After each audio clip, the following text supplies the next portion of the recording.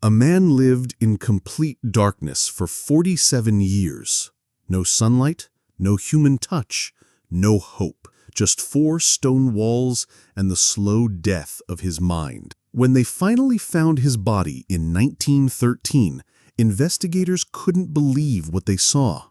This isn't some medieval horror story. This happened in America, in Maine, to a patient they called Little Eddie. And what the hospital staff did to him will make your blood run cold. The year was 1866.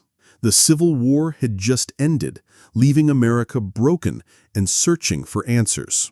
In Augusta, Maine, the state hospital was drowning in patients they couldn't understand or control. That's when Little Eddie arrived. Eddie wasn't his real name. The hospital stripped most patients of their identity the moment they walked through those doors. He was small, maybe 20 years old, with behaviors that made the staff uncomfortable. Today, we might call it autism or developmental disability. In 1866, they called it madness. The head doctor, Thomas Kirkbride, made a decision that would haunt the hospital for half a century. Eddie was too disruptive for the other patients, too violent, too unpredictable. So they took him to the basement and locked him away from the world above. The basement of Maine State Hospital wasn't built for humans. It was a storage room with stone walls that dripped water year-round. No windows meant no sunlight would ever touch Eddie's skin again. The only light came from oil lamps that staff carried during their rare visits down those stairs. They built him a cage, 6 feet by 8 feet, with a ceiling so low that even Eddie's small frame couldn't stand straight. The floor was dirt that turned to mud when winter storms flooded the basement. There was no bed, no chair, no toilet. Just a bucket that sat in the corner, forgotten for weeks at a time. The smell was the first thing that hit you. Human waste mixed with rotting food and the damp smell of death that seemed to live in those walls. Staff members would hold rags over their faces when they brought Eddie his daily scraps of bread and water. Most days, they forgot entirely. Eddie screamed for the first year. Long, desperate cries that echoed through the basement and up into the hospital above. Patients upstairs would ask about the sounds, but staff learned to ignore the questions. After that first year, the screaming stopped. Eddie had learned that no one was coming to save him. The records show that within 12 months, Eddie's name disappeared from all hospital documents. New staff had no idea about the man in the basement. Those who did know were told to forget. It was easier that way. Easier to pretend the problem didn't exist. Food came when staff remembered. Moldy bread, scraps from the kitchen, water that tasted of rust. Sometimes days passed without any food at all. Eddie learned to catch rats with his bare hands and drink the dirty water that pooled in his cell during storms. His body adapted to survive in ways that would horrify any doctor today. By 1870, Eddie had been forgotten by everyone except the night janitor, who occasionally heard sounds from below. The janitor, an old man named Thomas Sullivan, would later tell investigators that he sometimes brought Eddie extra food, but he was forbidden from speaking to him or letting anyone know about the visits. Hit that notification bell if you're ready to dive deeper into America's darkest medical secrets. Years turned into decades, and Eddie's body began to change in disturbing ways. His spine curved from the low ceiling, forcing him into a permanent crouch.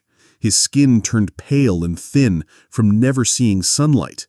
His nails grew long and yellowed like animal claws. But it was his mind that suffered the most damage. The isolation was killing him slowly. Humans need contact, conversation, touch. Eddie had none of these things. He began talking to the rats that shared his cell, creating elaborate conversations with creatures that couldn't answer back. He built small structures from stones and his own waste, creating a world that only made sense to him.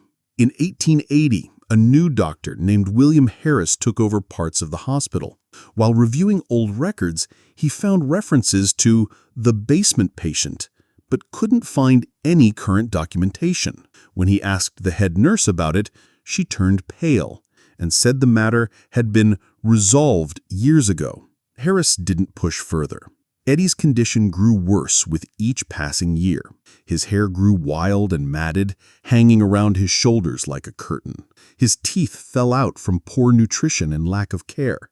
His eyes, which once were probably normal, had adapted to the darkness so completely that even the dim light from an oil lamp caused him to scream and hide in the corner of his cell.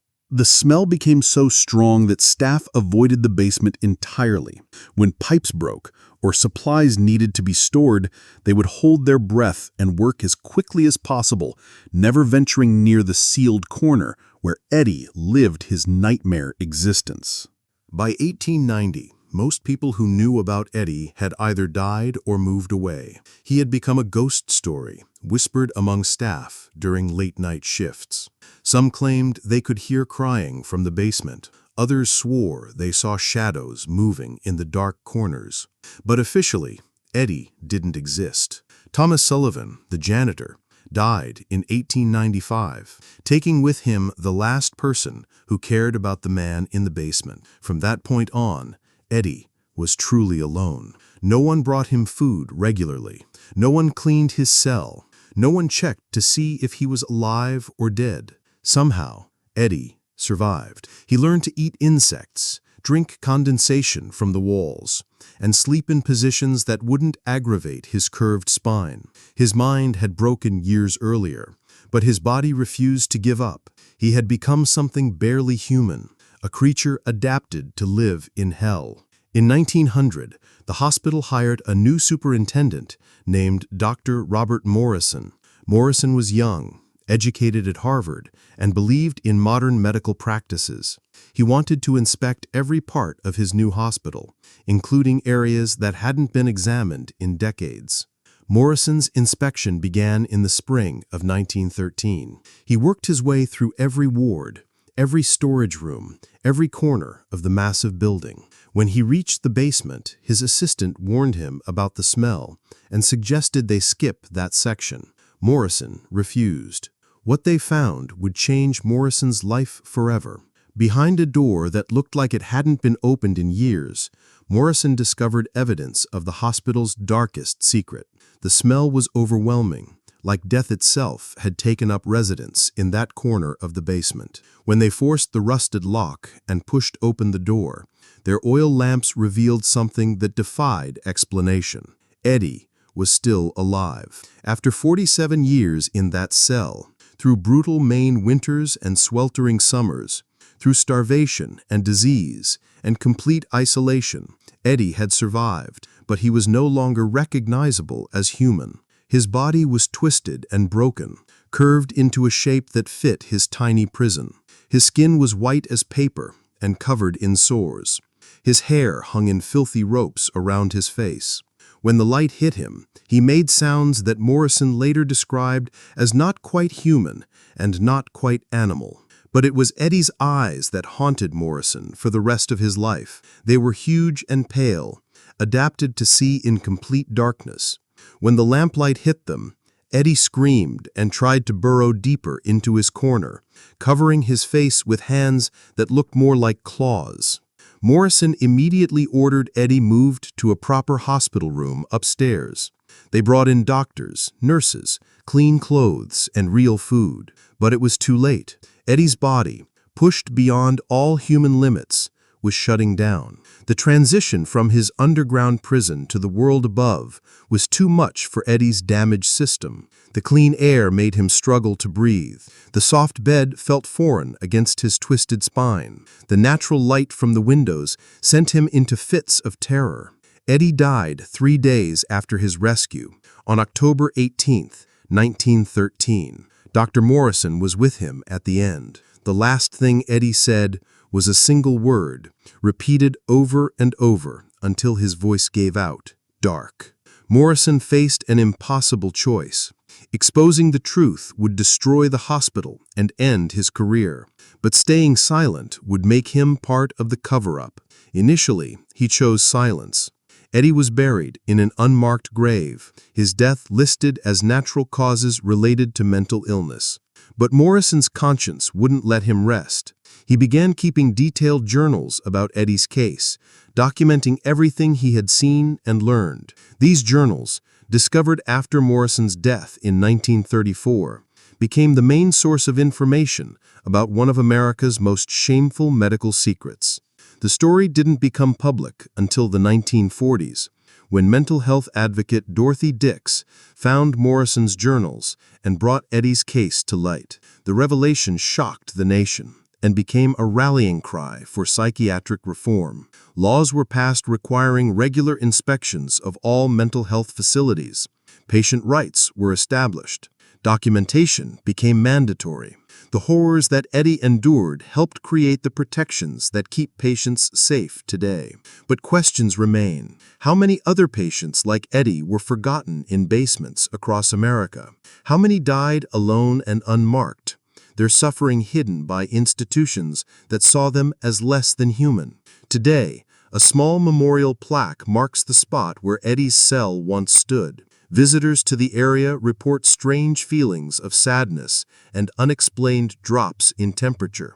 Some say they can still hear crying from beneath the ground. The basement has been sealed permanently. But Eddie's story lives on. It reminds us that even in our darkest moments as a society, there are those who suffer so others might learn. Eddie's 47 years of hell weren't meaningless if they prevent even one person from experiencing such horror again. What Eddie endured in that basement wasn't just medical negligence.